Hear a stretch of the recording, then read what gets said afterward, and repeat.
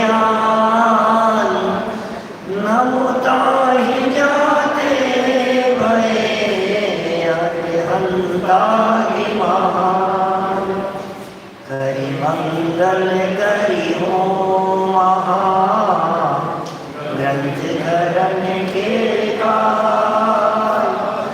जाते मिले समाज सब पावे निज पद राज। पावे निज पद राज। इस भवतरु का मूल एक जानहु में त्यागा। ताको करि निर्मूल अब करिए मोक्ष उपाय। करिए मोक्ष उपाय।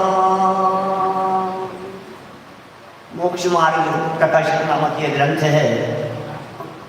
आचार्य कल्प पंडित प्रवर टोडरमल जी साहब की अनुपम रचना।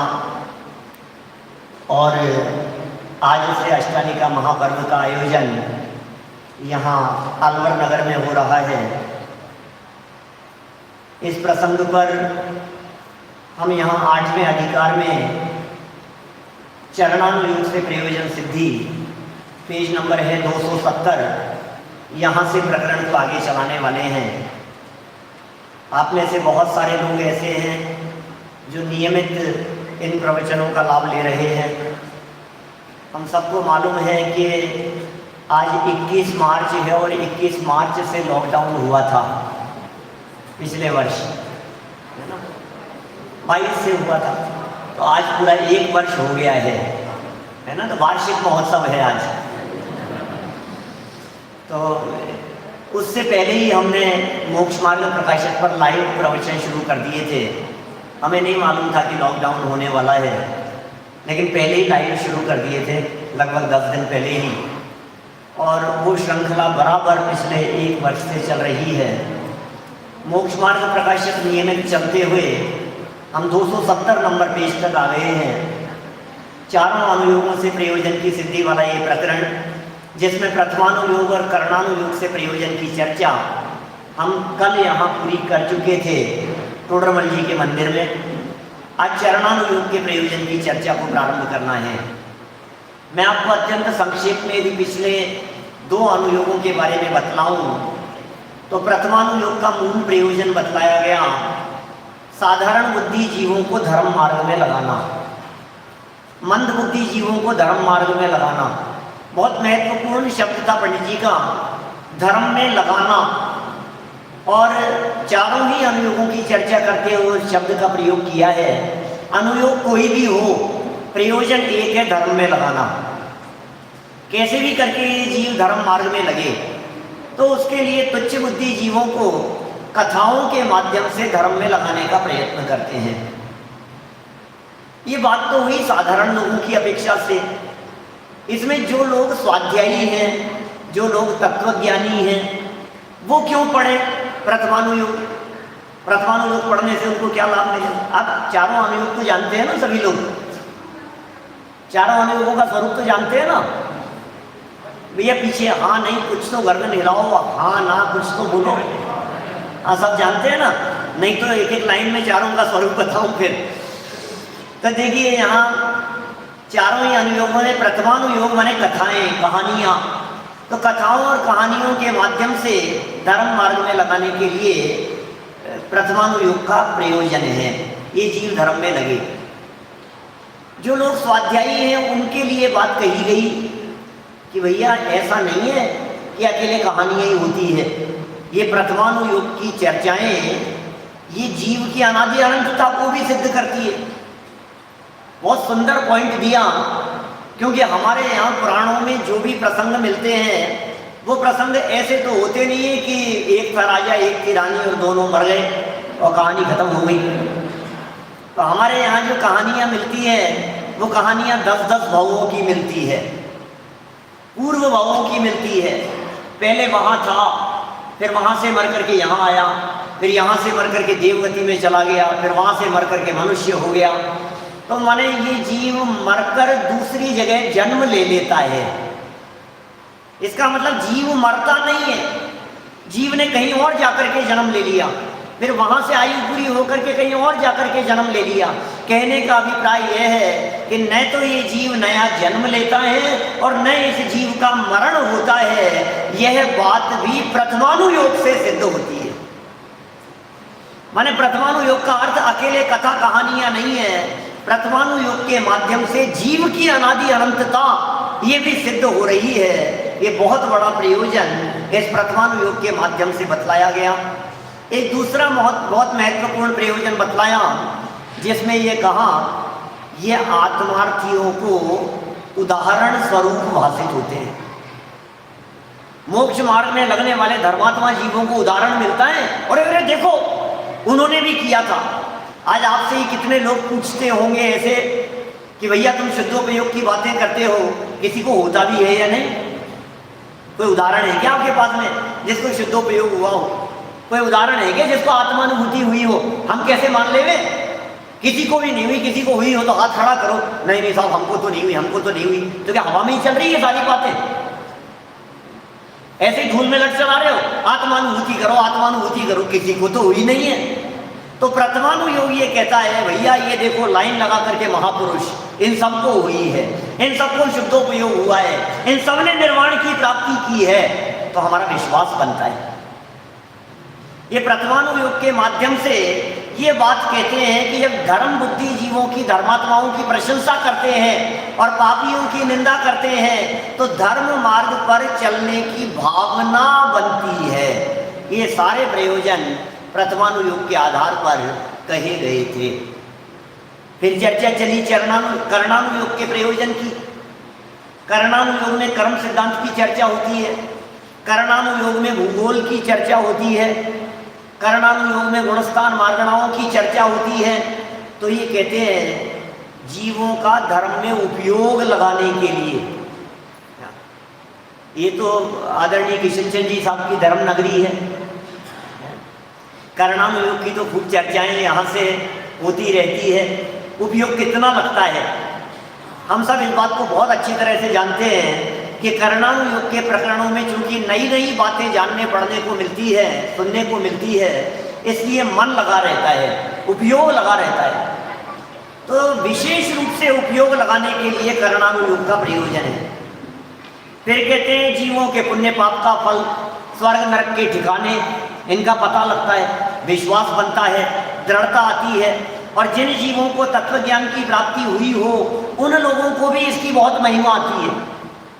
कैसे महिमा आएगी कि ये बातें तो केवल ज्ञानियों की गई हुई है, साधारण लोगों की गई हुई बातें नहीं है। कौन कहे भाई साहब ऐसी बातें? स्वर्ग 16 है, कौन बताए? है किसी साधारण बुद्धि वाले जीव की ताकत? हिंदुस्तान ही नहीं पूरी दुनिया में से साइंटिस्ट लोगों को इकट्ठा करो, बड़े बड़े लोगों को, और उन्हें बुला करके पूछो कि स्वर्ग कितने? वो कहे हम नहीं मानते स्वर्ग। अब कौन कहे स्वर्ग की चर्चा?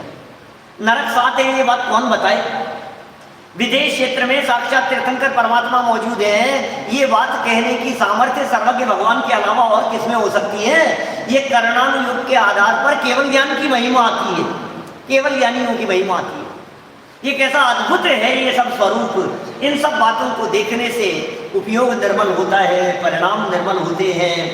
और कहा कि भैया पहले भी जानता तो था, लेकिन जैसे रत्न का पारखी होने पर रत्न की विशेष महिमा आती है, ठीक उसी तरह से आत्मार्थी व्यक्तियों को जीव के विशेष जानने पर विशेष महिमा आती है। ये सब करणानुयोग की सिद्धि यहाँ की गई, उससे प्रयोजन यहाँ बतलाया गया। जैसे भगवान जानते हैं वैसे हम भी जान सकते हैं करणानुयोग के आधार पर। पीछे 2.5 द्वीप का नक्शा लगा हुआ है, जम्बू द्वीप कहाँ है, 2.5 द्वीप कहाँ है।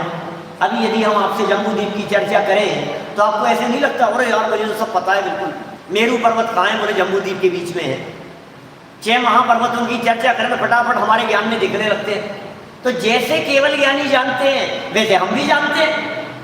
टोडरमल जी ने लिखा प्रत्यक्ष और परोक्ष का भेद है बस, बाकी छद्मस्त जीव भी उसी तरह से जान सकता है जैसे भगवान जान सकते हैं। तो इस तरह की बात करणानुयोग के माध्यम से कही गई। अब चरणानुयोग से प्रयोजन की चर्चा यहाँ कर रहे हैं। 270 नंबर पेज है, नीचे हेडिंग दी हुई है, क्यों पढ़ें चरणानुयोग? आपको लगता है चरणानुयोग क्यों पढ़ें? क्या लाभ हुआ चरणानुयोग पढ़ने से? मुमुक्षु मंडलों में जो प्रवृत्ति विशेष रूप से दिखती है उसमें चरणानुयोग गौण होता हुआ दिखाई देता है।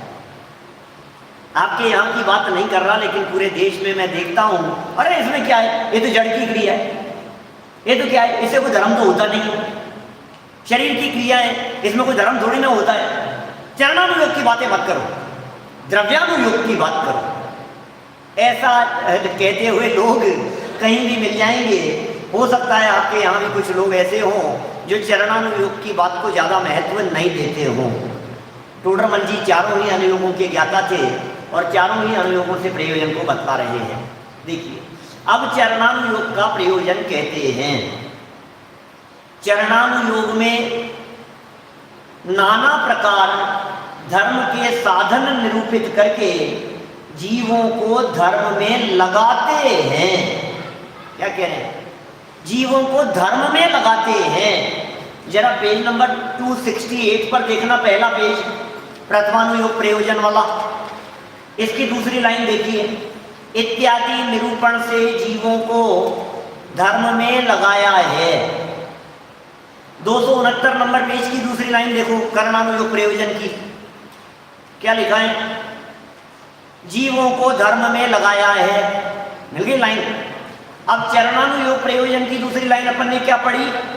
नाना प्रकार धर्म के साधन निरूपित करके जीवों को धर्म में लगाते हैं। और इधर द्रव्यानुयोग वाली लाइन पढ़ो, 271 नंबर पेज पर। द्रव्यानुयोग में द्रव्यों का व तत्वों का निरूपण करके जीवों को धर्म में लगाते हैं। ये टोडरमल जी की शैली है, ये स्टाइल है। माने कैसा सांगोपांग विवेचन करते हैं और एक एक वाक्य कहाँ से कहाँ जोड़ करके लिखते हैं। पिछली बातों को भूलते नहीं हैं। कहाँ क्या बात कही गई है, धर्म में लगाते हैं, धर्म में लगाते हैं, धर्म में लगाते हैं। इसका मतलब चारों अनुयोगों में जिनवाणी का एकमात्र प्रयोजन है कि ये जीव धर्म मार्ग में लगे। इसके अलावा दूसरा कोई उद्देश्य नहीं है, सिर्फ धर्म में लगाने का। तो यहाँ कह रहे हैं ये नाना प्रकार धर्म के साधन निरूपित करके। ये क्या होते हैं? ये कभी पूजन करके, कभी विधान करके, कभी अनुष्ठान करके, ध्वजारोहण करके, जुलूस निकाल करके नाना प्रकार के साधन किए, नाटिकाएं प्रस्तुत की, सांस्कृतिक कार्यक्रम प्रस्तुत किए, भक्ति संध्या का आयोजन किया, अखंड पाठ रखा, भक्तामर का पाठ किया, रणोकार मंत्र के पाठ के आधार पर ऐसे कवि सम्मेलन रखे। तो ऐसे आयोजनों के माध्यम से लोग इकट्ठे होते हैं और ये कह रहे हैं धर्म साधन में लगाते हैं। कभी रात्रि भोजन छुड़ा करके, कभी पूजन प्रभावन आदि कार्यों को करके, ये सब चरणानुयोग है, बाह्य आचरण है, ये सब प्रवृत्तियां, बोले ये सब करके धर्म मार्ग में लगाते हैं। जो जीव हित अहित को नहीं जानते, जिन जीवों को हित अहित नहीं है, जो हित अहित को नहीं जानते, हिंसादिक पाप कार्यों में तत्पर ही रहते हैं, उन्हें जिस प्रकार पाप कार्यों को छोड़कर धर्म कार्यों में लगे, उस प्रकार उपदेश दिया है चरणानुयोग में।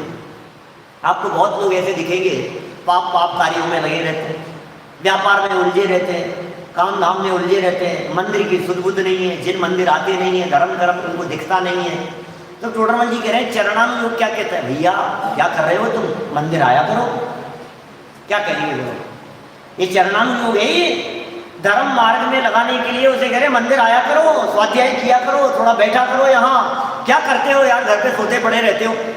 अष्टानी का पर्व चल रहे हैं, मंदिर आओ, भगवान की बख्शाल करो, पूजन करो, विधान चल रहा है, आयोजन का लाभ लो। रात्रि भोजन करते हो, 10 फंक्शन चल रहे हैं, अष्टानी का चल रही है, भादवे का महीना चल रहा है, कम से कम महीने भर तो छोड़ो। तो ये कह रहे हैं आचरण के माध्यम से धर्म मार्ग में लगाते हैं पापी जीवों को। और सही बात है, कई तरह की शैलियाँ होती है। द्रव्यानुयोग तो ये कहता है आत्मानुभवी ही ज्ञानी है, धर्मात्मा है, ये द्रव्यानुयोग कहता है। लेकिन प्रथमानुयोग ये कहेगा कोई भी व्यक्ति मंदिर आ गया इतने मात्र में धर्मात्मा, चरणानुयोग ये कहेगा मंदिर आकर के पूजन कर रहा है, बहुत धर्मात्मा है। अनुयोगों की अलग अलग प्रकार की शैली है। चरणानुयोग धर्मात्मा किसे कहेगा? एक व्यक्ति रोजाना मंदिर आ रहा है, पूजन कर रहा है, स्वाध्याय में बैठ रहा है, अरे बहुत धर्मात्मा है भाई साहब। तो यहाँ चरणानुयोग की शैली की चर्चा चल रही है। देखिए हमारे यहाँ चारों अनुयोगों की शैली में कोई सत्य हो कोई झूठ हो ऐसी बात नहीं है, बातें चारों सच्ची है। इसलिए कभी मंदिर आने वालों को धर्मात्मा कह दिया जाए तो घबराना नहीं, धर्मात्मा है हम सब धर्मात्मा है हम। अरे क्या क्या कहते हो आप, चौथे गुणस्थान के बिना कोई धर्मात्मा होता है क्या? सम्यक दर्शन के बिना तो धर्म होता ही नहीं है, झूठी बात कर रहे हो आप। नहीं भाई साहब, हम चरणानुयोग से बात कर रहे हैं, तुम द्रव्यानुयोग से बात को काट रहे हो। चरणानुयोग की बात को चरणानुयोग से स्वीकार करो, एक अनुयोग की बात को दूसरे अनुयोग से काटो मत।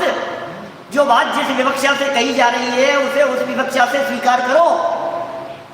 चरणानुयोग यदि उसे धर्मात्मा कह रहे हैं, मैं नहीं कह रहा हूं, टोडरमल जी कह रहे हैं, धर्म में लगाते हैं। कैसे लगाते हैं धर्म में? नाना प्रकार धर्म के साधन करके, उपवास करके, व्रत अंगीकार करा करके, नाना प्रकार के साधन है। माला का जाप कर रहा है, वो धर्मात्मा है, धर्म में लगा रहे, भैया तुम जाप किया करो।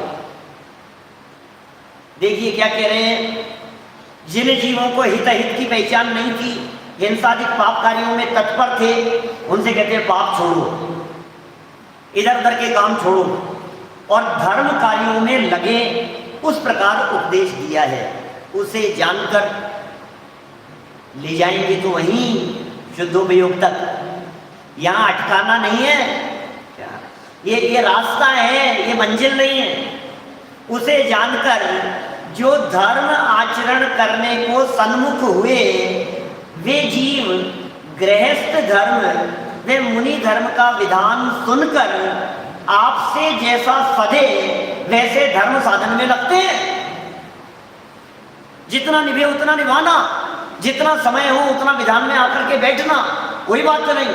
पूरा नहीं बैठ सको, ऑफिस का की जल्दी है, दुकान की जल्दी है, भागना पड़ता है, कोई बात नहीं, चिंता नहीं, जितना हो सके उतना तो करो।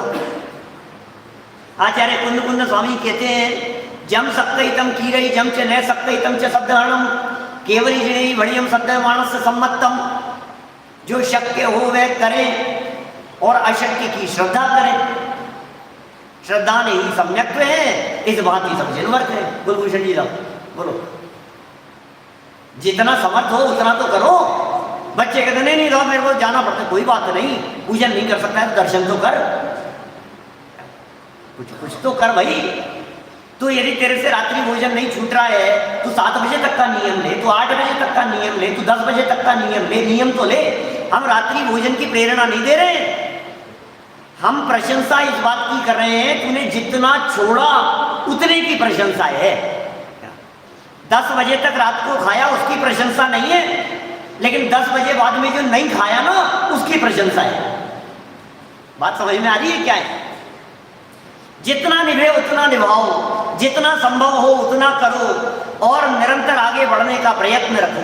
पेज नंबर 239 पर टोडरमल जी साहब ने इसी ग्रंथ में प्रतिज्ञा लेने का विधान बतलाया था। प्रतिज्ञा कैसे ली जाती है भाई साहब? प्रतिज्ञा भंग करने का तो महापाप लगता है, इसलिए जितना संभव हो सके आगे पीछे का विचार करके प्रतिज्ञा लेना चाहिए। देखिए कितनी सुंदर बात कह दी, गृहस्थ धर्म में मुनि धर्म का विधान सुनकर। गृहस्थ धर्म क्या होता है, मुनि धर्म क्या होता है, ये चरणानुयोग की चर्चाएं हैं।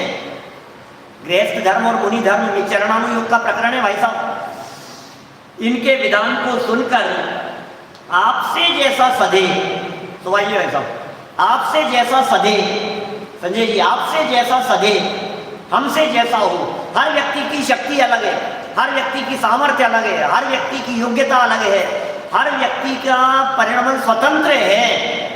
शक्ति, सामर्थ्य, योग्यता, परिस्थितियां जैसा सधे वैसे धर्म साधन में लगते हैं। ठीक है, आगे बढ़े। ऐसे साधन से लाभ क्या होगा? आपने मंदिर बुलाया, पूजन करा ली, तो कौन सा निहाल हो जाएगा? सम्यक दर्शन के बिना तो कुछ होने वाला नहीं। अनंत बार पूजन की है, अनंत बार विधान किए हैं, अनंत बार भक्ति आदि के आयोजन किए हैं, कुछ भी तो नहीं हुआ है, तो क्या हो जाएगा इससे? बेकार है सब तुम्हारा चरणानुयोग। रात्रि भोजन छोड़ दिया तो क्या हो गया इसमें? कौन सा बड़ा काम हो गया? इससे कोई धर्मात्मा थोड़ी ना होते हैं। आलू प्याज जमीगंध छोड़ दिए तो कोई धर्मात्मा थोड़ी ना होते हैं, इससे कुछ न्याय होने वाला नहीं है। टोडरमल जी कह रहे हैं सुनो सुनो, इससे भी प्रयोजन सिद्ध होता है। कषाय मंद होती है,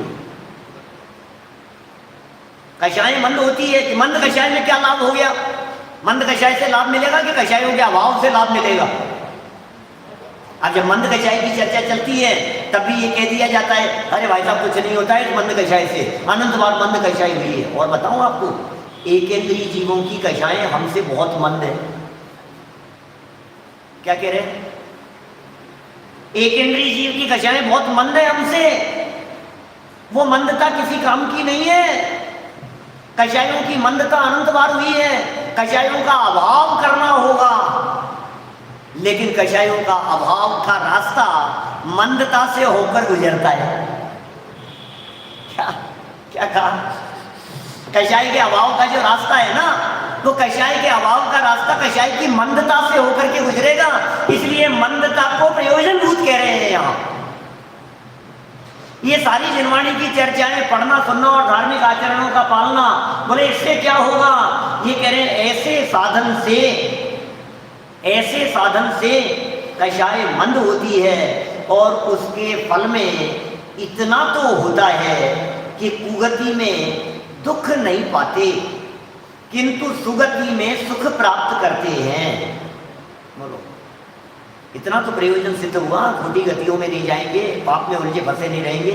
अष्टमूल गुणों का पालन कर रहा है, पंच उदंबर फलों का त्याग किया है, मद्य मांस मधु का त्याग किया है, सप्त व्यसन का त्यागी है, गृहीत मिथ्या को छोड़ दिया है, कुदेव को गुरु कुधर्म की आराधना नहीं कर रहा है, तो इससे कुछ लाभ नहीं होगा क्या?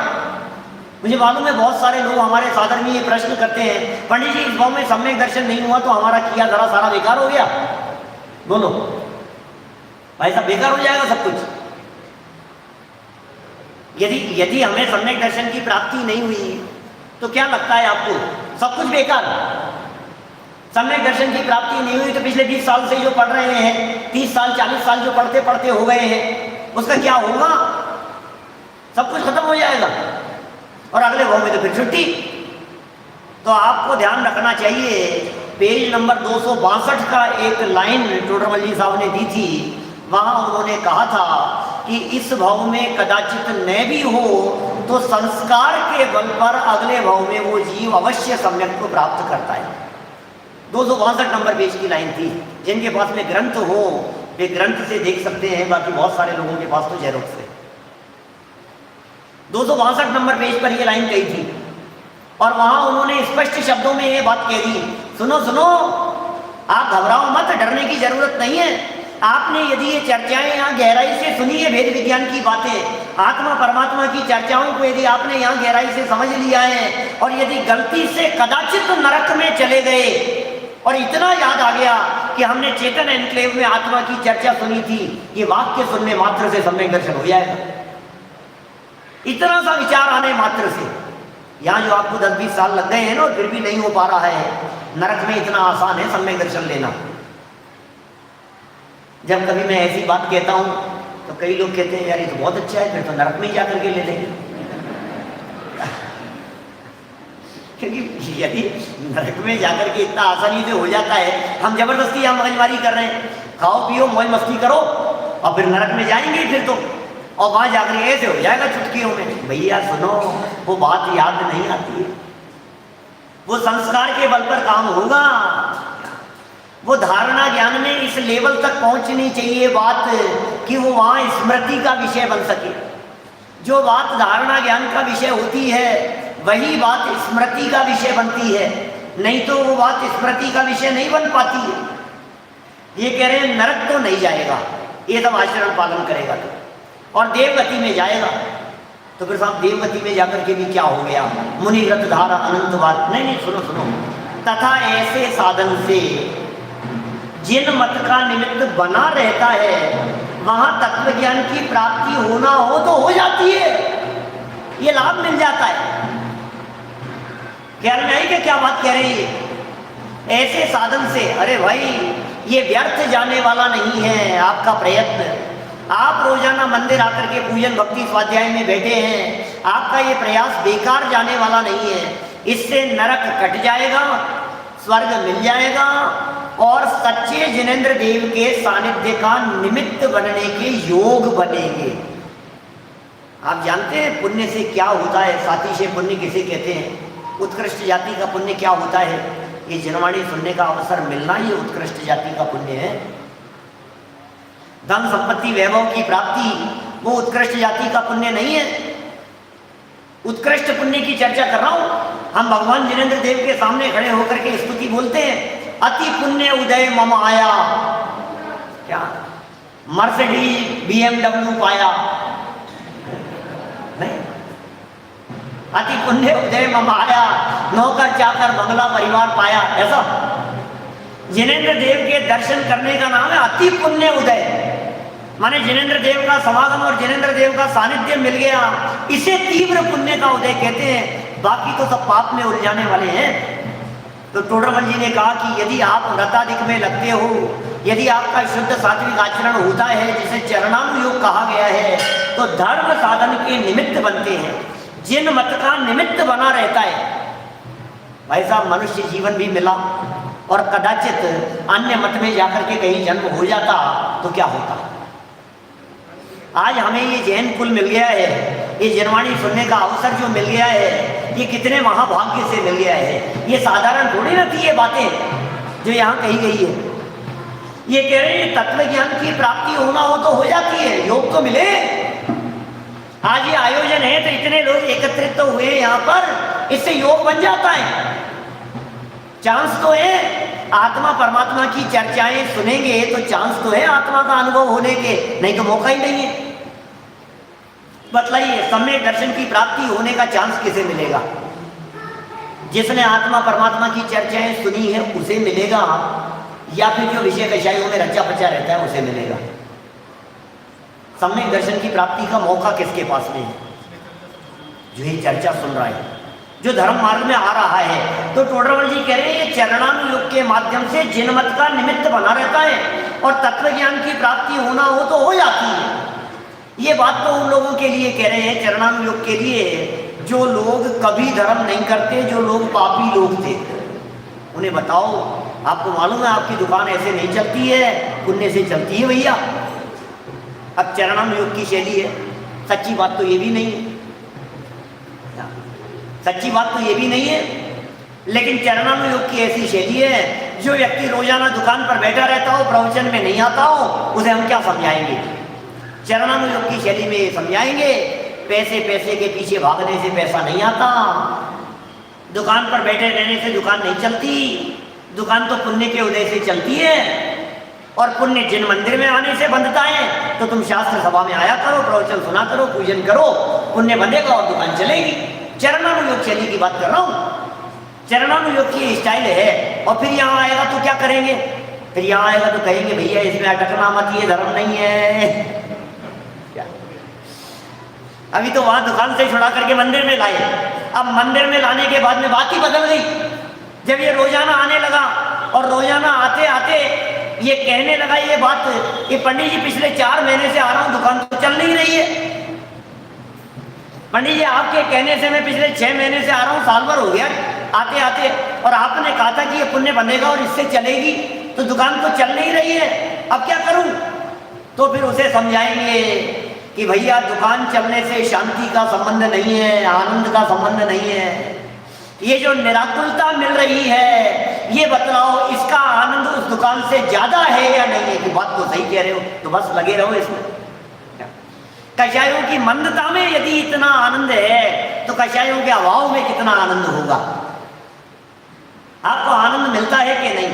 आपको मजा आता है कि नहीं? कषाय की मंदता में मजा आता है या नहीं? माथे पे टेंशन सवार हो, आकुलता हो, घबराहट हो रही हो, चिंता चल रही हो दिमाग में, कषाय चल रही हो, आकुलता व्याकुलता हो रही हो, उसकी तुलना में जब यहाँ भगवान जिनेंद्र देव के सामने शांत चित्त होकर के बैठते हैं, जिनवाणी की चर्चाओं को जब हम सुनते हैं, तो हमें बतलाइए शांति की अनुभूति होती है या नहीं?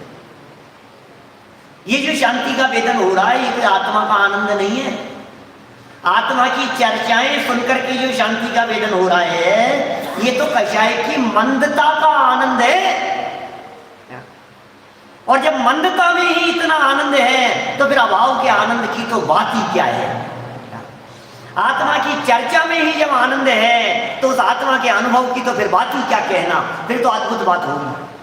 तो अभी तो यहाँ पाप से छुड़ाकर धर्म में लाने तक की बात कही, एक प्रयोजन तो ये बतलाया, अरे साहब हमारे लिए तो कोई मतलब नहीं है चरणानुयोग का, क्योंकि हम तो वैसे ही सब करते हैं, हम तो वैसे ही स्वाध्यायी लोग हैं, हम तो तत्वाभ्यासी लोग हैं, हम इसमें अटकने वाले नहीं हैं, हमें तो सम्यक दर्शन चाहिए भाई साहब। वो प्रयोजन सिद्ध होता है क्या चरणानुयोग से, ये बताओ। तो फिर टोडरमल जी ने दूसरी स्टाइल में बात कही और उन्होंने कहा कि तत्वज्ञानी होकर चरणानुयोग में लगना है।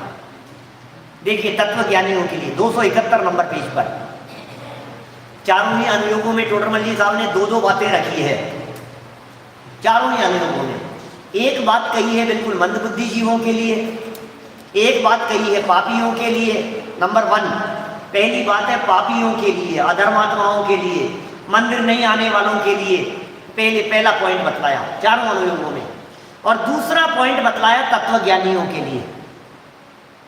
तो अभी तक जो चर्चा कही थी हो सकता है वो चर्चा कई लोगों को पसंद नहीं आई हो, अरे यार ये क्या बातें बता रहे हो यार, इसमें क्या दम है यार, हम तो वैसे ही स्वाध्यायी लोग हैं, हमारे को इन चीज़ों में उलझाओगे अब आप, अब ये बातें सिखाओगे हमारे को।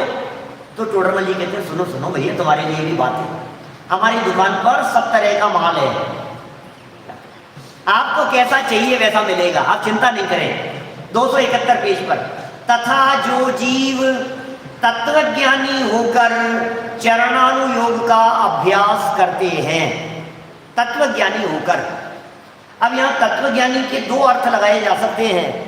एक तो तत्वज्ञानी का अर्थ सम्यक दृष्टि भेद विज्ञानी, वो तत्वज्ञानी है, और दूसरा तत्वज्ञानी का अर्थ लगाया जा सकता है जो 6 द्रव्य 7 तत्व की चर्चाएं करते हों, स्वाध्यायी हो, अभ्यासी हो, आगम अभ्यासी हो, तो दोनों तरह का अर्थ यहाँ लगाया जा सकता है।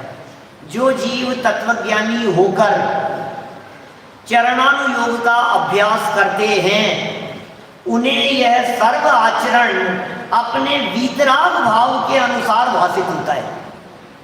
कितना बड़ा प्रयोजन हो गया, वीतराग भाव के अनुसार भाषित होता है। मूल प्रयोजन तो वीतराग भाव था, हमने कही थी कल परसों ये बात। दुकान कोई भी हो, प्रयोजन तो मुनाफा कमाना होता है, अनुयोग कोई भी हो, उद्देश्य तो वीतरागता का पोषण करना है। वीतरागता की पोषक ही जिनवाणी कहलाती है। प्रथमानुयोग भी वीतरागता के लिए, चरणानुयोग भी वीतरागता के लिए, करणानुयोग भी वीतरागता के लिए, और द्रव्यानुयोग तो साक्षात वीतरागता के प्रयोजन की सिद्धि करता ही है। तो बात क्या कह दी है यहाँ भाई साहब, ये चरणानुयोग का जो लोग अभ्यास करते हैं, स्वाध्यायी लोग, उन्हें यह सर्व आचरण अपने वीतराग भाव के अनुसार भाषित होता है। ओहो, राग बढ़ाने वाला नहीं है।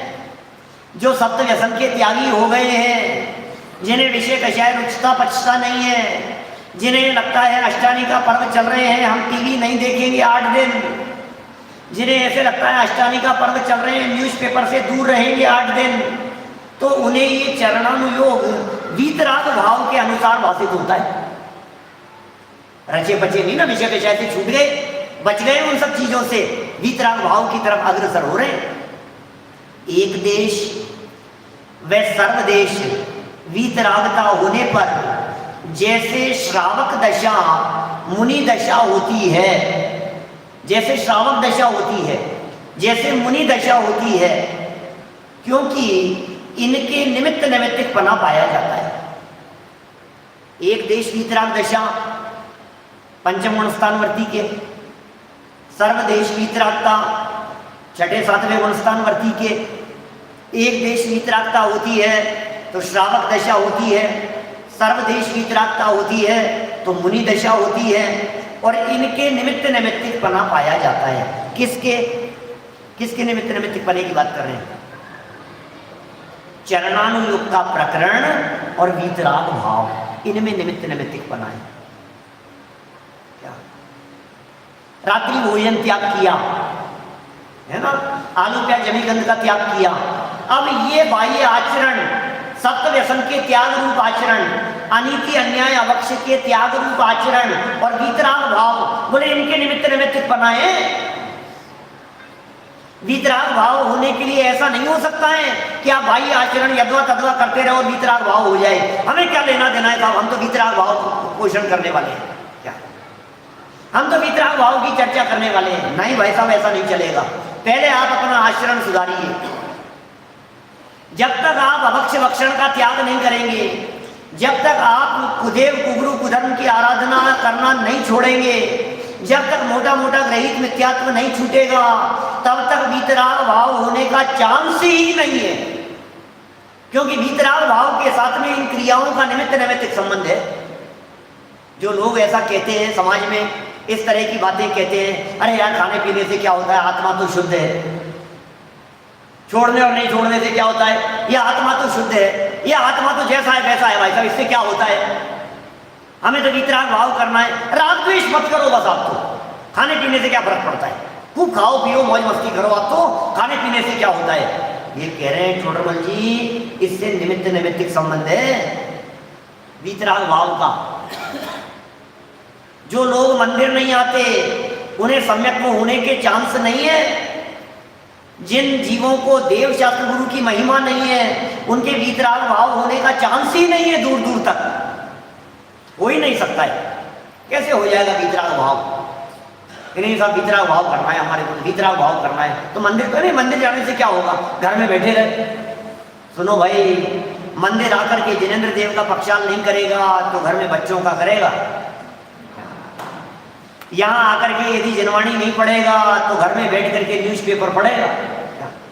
जिनेंद्र देव के दर्शन जिन दर्शन नहीं करेगा तो घर में बैठ करके दूरदर्शन देखेगा और क्या करेगा। वीतराग भाव होने के लिए निमित्त क्या है? सच्चे देवगुरु धर्म षट आवश्यकों का पालन, इनके साथ में निमित्त नैमित्तिक संबंध है। ये वीतराग भाव होने के सच्चे कारण हैं। ऐसा जानकर तीसरी लाइन 271 पेज की, ऐसा जानकर श्रावक मुनि धर्म के विशेष पहचान कर, श्रावक धर्म के विशेष पहचानो, षट आवश्यक, देव पूजा, गुरुपासना, स्वाध्याय, संयम, तप, दान, इन बातों को पहचानो।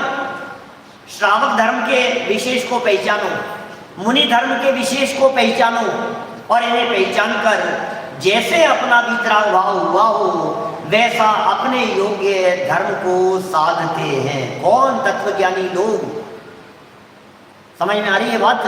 ये तत्वज्ञानी लोग इन बातों को कैसे साधते हैं? बोले जैसे वीतराग भाव निमित्त नैमित्तिकपना पाया जाता है भाई साहब, ये संबंध पाया जाता है। इन बातों को साधारण मत समझना। इस चरणानुयोग को हे कह करके मत पुकारना। ये चारों अनुयोग जिन शासन रूपी महल की 4 दीवारें हैं, यदि एक दीवार आपने हटा दी तो एक दीवार नहीं हटेगी भाई साहब, पूरा महल रह जाएगा। क्या लगता है आपको? 4 दीवारें हैं ही, सबके कहने की स्टाइल अपनी अपनी होती है, प्रयोजन तो वीतरागता का। बच्चे को डांट करके कहा जाता है किसी तरह की बात, कोई डांट करके कहता है, कोई प्यार से कहता है, कोई टोंट करके कहता है, कोई सरलता से कहता है, कोई विनम्रता से कहता है, कोई किसी का उदाहरण दे करके बात करता है, कोई चाटा मार करके बच्चों को समझाता है। स्टाइल अपनी अपनी है ना घर में रहने वालों की। चाचा की समझाने की स्टाइल अलग है और दादा दादी की समझाने की स्टाइल अलग है। मम्मी अलग तरह से समझाती है और पिताजी अलग तरह से समझाते हैं। बात अलग अलग तरह से कह रहे हैं, लेकिन प्रयोजन क्या है? बच्चे को सही रास्ते पर लगाना। इसी तरह से यहाँ प्रयोजन क्या है? वीतरागता का पोषण। ये कह रहे हैं यहाँ श्रावक धर्म और मुनि धर्म के विशेष को पहचान कर, इसे पहचान कर जैसे अपना वीतराग भाव हुआ हो वैसा अपने योग्य धर्म को साधते हैं। वहाँ जितने अंश में वीतरागता होती है उसे कार्यकारी जानते हैं और जितने अंश में राग रहता है उसे हेय जानते हैं और संपूर्ण वीतरागता को परम धर्म मानते हैं। 3 बातें हो गई यहाँ पर।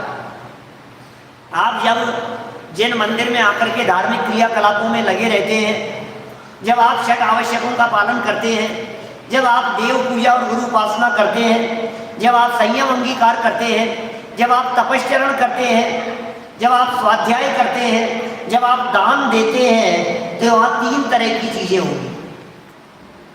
सब जगह पर 3 बातें होंगी। जैसे मान लीजिए मुनि धर्म की चर्चा करें, पीछे टोडरमल जी ने 227 पेज पर समितियों की चर्चा की, संवर तत्व संबंधी अन्यथा रूप बतलाते समय तो 3 बातें बतलाई। समिति किसे कहते हैं? समिति किसका नाम है? गुप्ती किसका नाम है? परिचय और चारित्र किसका नाम है? तो उन्होंने ये कहा कि निश्चय से तो वीतराग भाव का नाम समिति है। व्यवहार से 4 हाथ जमीन देखकर चलने का नाम समिति है। चलने का परिणाम और चलने की प्रवृत्ति, बोले वो जड़ की क्रिया है। 3 चीजें हो गई। एक होती है जड़ की क्रिया पहले नंबर पर, दूसरी होती है उस जड़ क्रिया के साथ में जुड़े हुए परिणाम, और तीसरी चीज होती है अंदर का वीतराग भाव। तो जड़ की क्रिया में धर्म नहीं है, उस जड़ क्रिया के साथ में जुड़े हुए जो परिणाम हैं, बोले वो परिणाम भी व्यवहार से धर्म है, और उन परिणामों के साथ में अंदर में जो कषायों के अभाव में वीतराग परिणति चलती है वो निश्चय से धर्म है। ये 3 बातें हैं। यहाँ चरणानुयोग से प्रयोजन बतलाते हुए 3 बातें बतला दी। पहली बात क्या कही? जितने अंश में वीतरागता होती है उसे तो कार्यकारी जानते हैं। कार्यकारी क्या है? आपने ये आचरण किया है, जैसे जगत में धर्म आचरण कहा जाता है, इस धर्म आचरण में कार्यकारी क्या है? बोले वीतराग भाव। असली मूल चीज तो वीतराग भाव है। बोले वो तो हो गया असली चीज, उसे तो कार्यकारी जानते हैं। कौन? तत्वज्ञानी। तत्वज्ञानियों की चर्चा चल रही है। और जितने अंश में राग रहता है उसे ही जानते हैं। आचरण पालन करने का जो राग है, राग भी तो है साथ में, क्योंकि यह भाव मिश्र रूप है। 2 तरह की धारा चलती है छद्मस्त ज्ञानियों के जीवन में। एक तरफ राग धारा चलती है और दूसरी तरफ वीतराग धारा चलती है।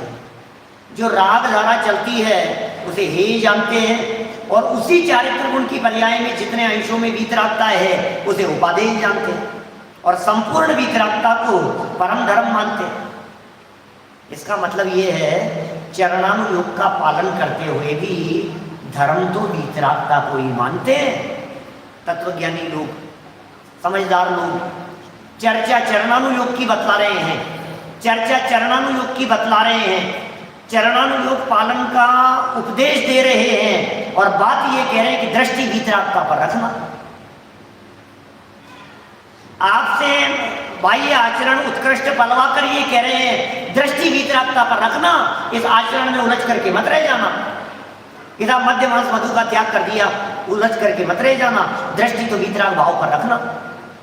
असली धर्म तो वो है, और जब पूर्ण वीतरागता हो जाती है उसे परम धर्म मानते हैं। ऐसे चरणानुयोग के प्रयोजन के संदर्भ में इतनी बातें कही है। ये चरणानुयोग भी साधारण नहीं है, धर्म मार्ग में लगने के लिए यह भी प्रयोजन भूत है। और प्रथम भूमिका वालों को माला फेरना, जाप करना, मंदिर आ जाना, पूजन पक्षाल करना, विधान अनुष्ठान में आकर के बैठना इत्यादि क्रियाओं और प्रवृत्ति के माध्यम से हम धर्म मार्ग में लगाने का प्रयत्न करते हैं। जब ये जीव इन क्रियाओं के माध्यम से धर्म मार्ग में आकर के लगता है, जब ये विधान करने के लिए आकर के बैठता है, तो फिर विधान के बीच में प्रवचन का आयोजन रखकर उसे असली बात भी बता देते हैं कि भाई इस थाली का माल इस थाली में चढ़ा देने मात्र का नाम धर्म नहीं था, ये तो पुण्य भाव है, ये तो शुभ भाव है। असली भाव तो इससे ऊपर उठकर जो वीतरागता होती है वही असली धर्म है। तो इस तरह से आज अपने यहाँ 2 प्रकार से चरणानुयोग के प्रयोजन को देखा। एक तो साधारण बुद्धि जीवों को धर्म मार्ग में लगाने की अपेक्षा से उनको तो इसी को धर्म बतलाया, और दूसरे ऐसे जीव जो तत्वज्ञानी और तत्वाभ्यासी हैं, उन अभ्यासी जीवों को सच्ची बात बतलाकर कि भैया इस आचरण में अटकना नहीं, इस आचरण से ऊपर उठना, सच्चा जो वीतराग भाव है उस वीतराग भाव को धर्म जानना, और जब तक पूर्ण वीतरागता नहीं हो तब तक अपने आचरण को निर्मल करने का प्रयत्न करना। और यदि असली चरणानुयोग की बात कही जाए तो चरण माने होता है लीनता, चरण माने होता है प्रवर्तन, तो अपने उपयोग का प्रवर्तन अपने आत्म स्वभाव के साथ में होकर एकाग्र होना, वही वास्तव में असली चरणानुयोग है। ये चरणानुयोग के ग्रंथों में आचरण की चर्चाएं भले ही की गई हो, लेकिन वो शुद्धोपयोग रूप असली आचरण के लिए ही है। हम सब ऐसा चरणानुयोग का प्रयोजन है इस बात को जानकर अपने उपयोग को आत्म स्वभाव में तल्लीन करें। इसी भावना से अभी की बात को यही विराम देता हूँ। अब विधान यहाँ से प्रारंभ होगा, समय सार विधान और सूचना कुछ उसके पहले। हेलो, देखिए भाई संजीव जी का मोक्ष मार्ग प्रकाशक पर जो प्रातःकालीन प्रवचन है वो नियमित चल रहे हैं। खुशी की बात यह है कि मोक्ष मार्ग प्रकाशक ग्रंथ के जो रचयिता लेखक पंडित टोडरमल जी हैं, पंडित टोडरमल जी जिस गद्दी पर बैठ कर के प्रवचन करते थे आज से 250 वर्ष पहले, भाई संजीव जी उसी गद्दी पर बैठ कर के मोक्ष मार्ग प्रकाशक ग्रंथ पर प्रवचन करते हैं। और अभी से नहीं, लगभग 1995 से 1992-93 से उस गद्दी पर बैठ करके प्रवचन करते हैं। ऐसा सौभाग्य हम लोगों का नहीं है, भाई संजीव जी का है। और नियमित प्रवचन संजीव जी के अभी चल रहे हैं और इनके YouTube पर इसका प्रसारण हो रहा है। पहले के प्रवचन भी YouTube पर हैं। हमारे फेडरेशन के अनेक साथी हैं, भाई शशि भूषण जी हैं, अजय जी हैं, आशीष जी हैं, राकेश जी हैं और भी अनेक साधक जन हैं। वे संजीव जी के पिछले प्रवचनों को भी सुन रहे हैं, नियमित सुन रहे हैं। आप भी डॉक्टर संजीव बोधा नाम से YouTube चैनल है, उस पर जाकर के पिछले प्रवचनों को सुन सकते हैं। इसका जो प्रसारण